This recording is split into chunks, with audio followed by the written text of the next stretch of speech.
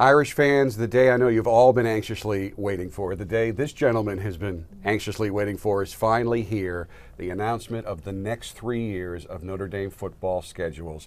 I know no one's been more frustrated by the amount of time this has taken to get in place than you have been. Talk about the many hurdles you have had to overcome to get these schedules in place. Actually, brides-to-be who want to rent the Basilica have been more frustrated than I have. I know that for a fact. Yeah, it's just been challenging. I mean, it's been fun intellectually in a sense because it's a big jigsaw puzzle. We had some years during this period where we had as many as 16 games contracted once you took on the ACC obligation. And you can't resolve that just simply by wishing that conflict away. You have to work your way through it, school by school, schedule week by schedule week. And you know, the dynamic that made it so challenging, frankly, was you'd think you had it. And you just had one more date to confirm, and that date would move, and then that impacted 4 or 5 dates.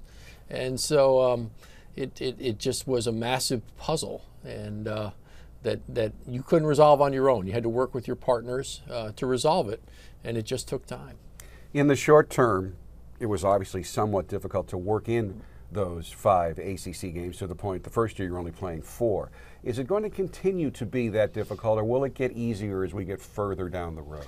It gets easier as you get down the road. It's not, you don't flip a switch and all of a sudden it's a blank slate. We have obligations. We had games committed into the 20s, and so you have to work your way through all those.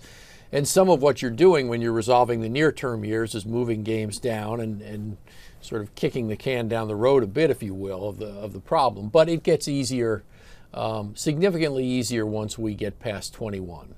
The agreement with the ACC called for 5 schools per year, but next year, the first year of the agreement, only 4. Just talk about how that came about. It was part of trying to resolve the logjam, and the earlier years present the greatest challenges. And so the ability of the ACC to give us a little flexibility next year by moving a game into the following year helped resolve that logjam in 14. And so it was really a critical piece of the puzzle. I can't thank our friends at Wake Forest, their athletic director, Ron Wellman, enough for helping make that happen. Ron may have been working as hard as I was on this schedule in that sense of trying to figure out a way where they could help us make that switch and put the final touches on this schedule. So without that, would have been a lot harder to break this logjam. I know you like to look at the schedule in 5-year cycles. So if we take it back to 2012, the current 5-year cycle we're in, talk a little bit about how these games, these schedules fulfill the goals the university has for this football program. Yeah, and it's important to mention why we think of them in those lengths of time. We're focused on the student-athlete experience. Where is the student-athlete getting? Who are they playing? And so that's why we tend to think of it that way.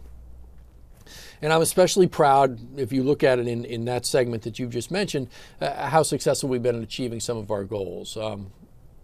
We're getting around the country in a way no other school can or does.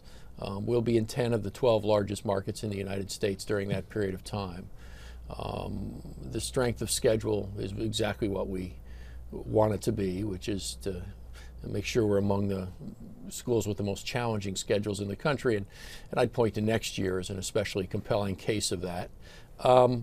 And finally, we want to make sure that we're honoring a lot of the traditions and rivalries that help define Notre Dame athletics and making sure our student athletes experience those. So balancing those 3 things, I couldn't be much happier given the challenge we faced with where we wound up.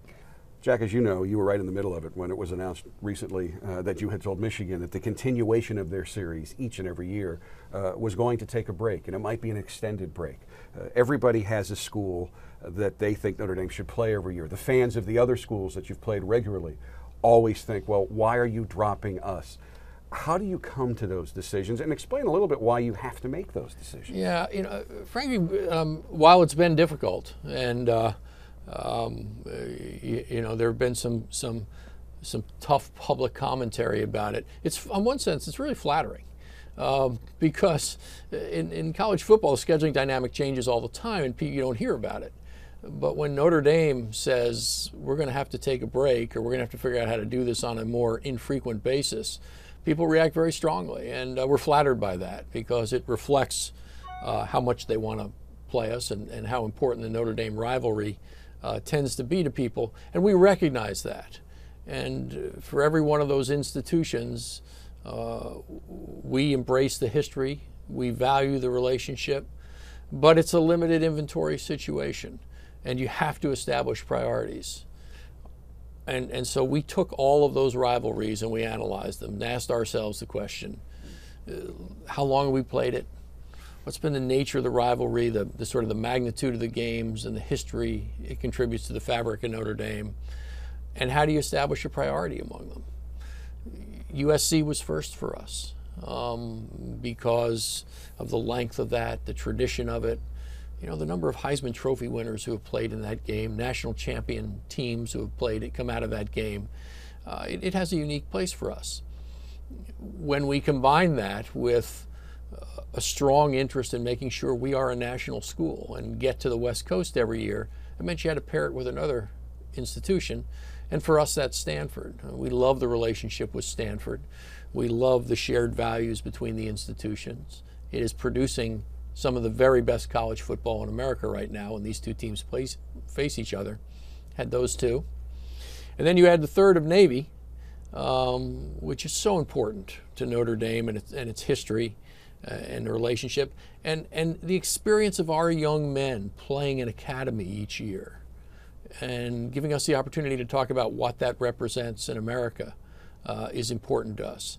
So when you have 5 ACC games, 3 rivalry games you've protected, a commitment to the Shamrock Series, and then lastly, a need to have an unbalanced schedule to make this work.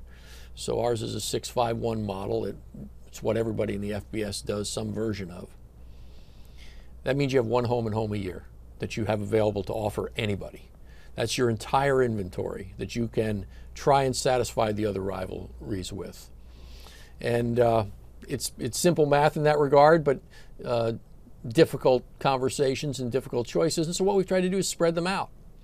And you'll see in this schedule and then future schedules that I think we've done a pretty good job of that. You know, we'll play Michigan this year. You'll see a game with Michigan State and Purdue in this segment. We'll play Texas. We want to play an SEC opponent. So you've got to take that very limited inventory of one home and away series and use it the best you can. So that means somewhere down the road, and these schedules are, in large part, you don't have much inventory in the next decade or so. But does Michigan come back someday?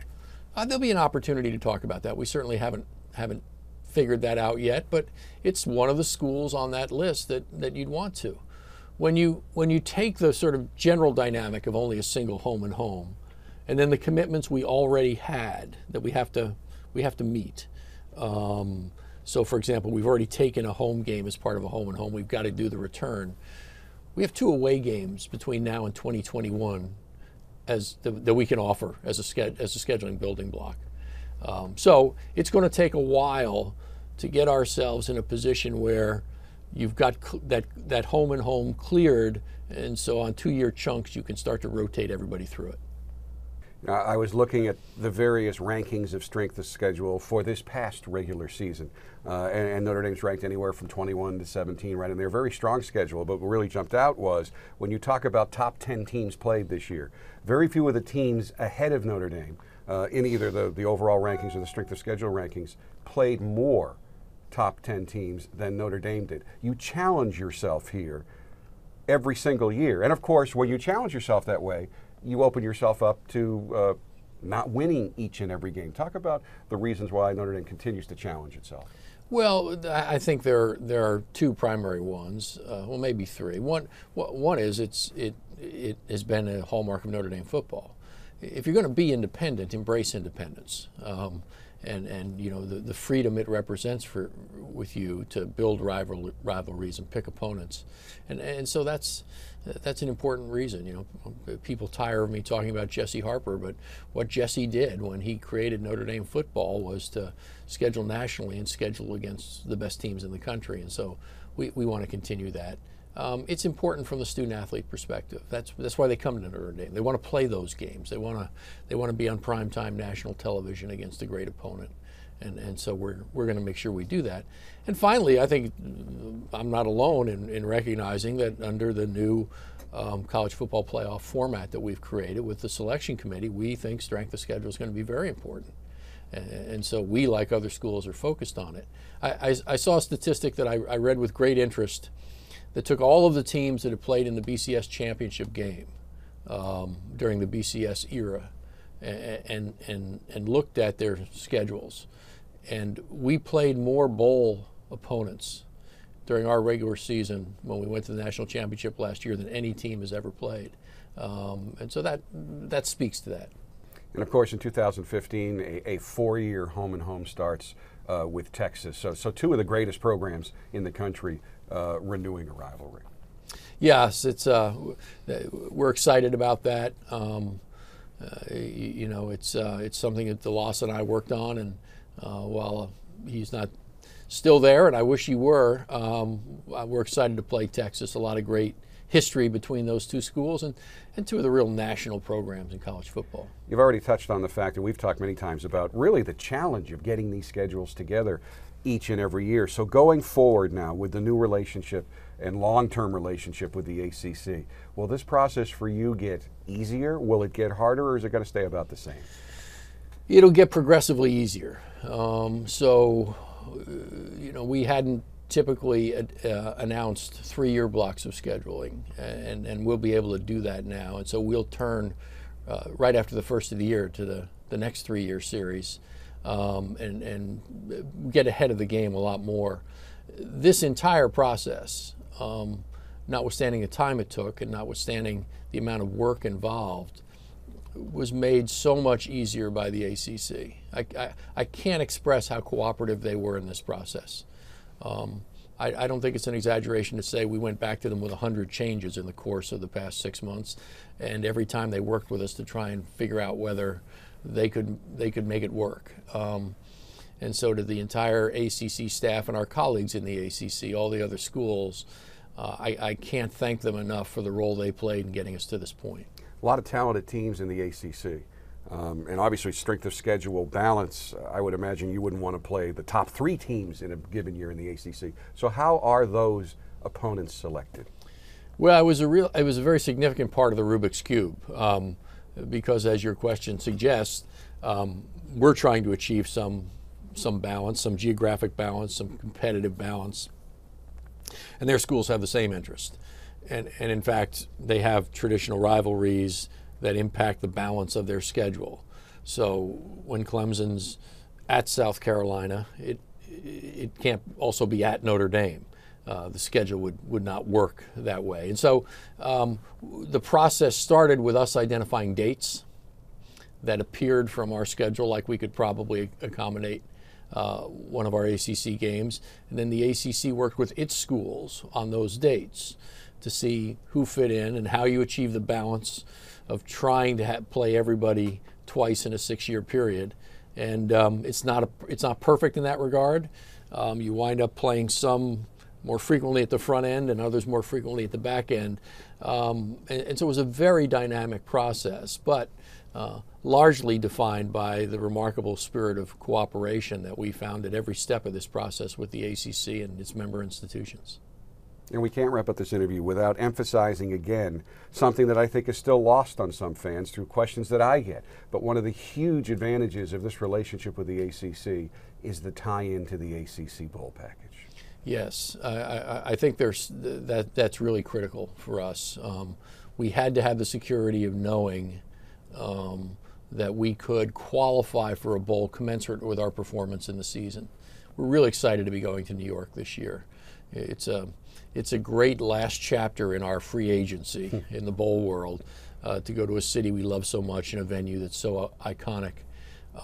But it's also a position you're rolling the dice when you do that, and you don't always know you can get such a positive outcome, and we can't leave our program in that position. So that is very important to us, that the ACC relationship allows us to be part of a bowl package and gives us set bowl options that we can evaluate and know what they are.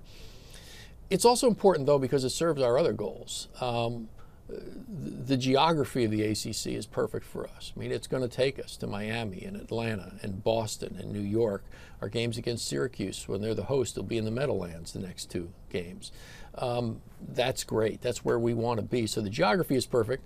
And of course, as this year has demonstrated, the quality of the football in that conference is really on the rise, having a team in the national championship game and others playing in very high-level bowls. And so it's great for us on all accounts. I think we hit it at exactly the right moment. Jack, thanks for the time today. My pleasure. Thank you. And folks, the schedule's posted here on UND.com right now. Check them out. And as Jack just alluded to, Notre Dame will be coming to a venue near you, wherever you live, across the United States. With Jack Swarbrick, I'm Jack Nolan, Fighting Irish Digital Media.